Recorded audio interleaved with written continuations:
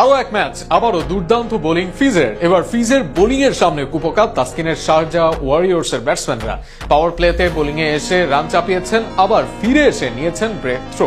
সব মিলিয়ে বল হাতে আরো একবার নিজেকে প্রমাণ করেন ফিজের বোলিং পারফরমেন্স নিয়ে থাকছে প্রতিবেদন। আসরে 7 ম্যাচে নিয়েছিল 14 উইকেট, সর্বোচ্চ উইকেট সংগ্রাহকের তালিকায় ছিলেন 2 নম্বরে। এবার সেখানে নিজের উইকেট সংগ্রাহকের তালিকায় আরও একবার নিজের নাম উজ্জ্বল করলেন ফিজ। নর্দার্ন ওয়ারিয়র্সের বিপক্ষে এদিনও জ্বলে উঠল ফিজের রিস্ট, আর সেটার মায়াজালে ফিরে গেল সিকান্দার রাজার মতো ব্যাটসম্যান। নর্দার্ন ওয়ারিয়র্সের বিপক্ষে দলের দ্বিতীয় ওভারেই বোলিংয়ে আসেন ফিজ। সে ওভারে মাত্র 2 রান দেন বাংলার এই পেসার। শুরুর 2 বলে 2টি সিঙ্গেল দিতে পারলেও এরপর ফিজের বল ভালোভাবেই সামলাতে পারেননি জনসন চার্লস। ফিজের ভেরিয়েশন, স্লোয়ার ও গতির সমন্বয়ে করা বল পরাস্ত হন তিনি, ফলে টানা 4 ডটে ওভার শেষ করেন ফিজ। এরপর চতুর্থ ওভারে বোলিংয়ে আসেন ফিজ।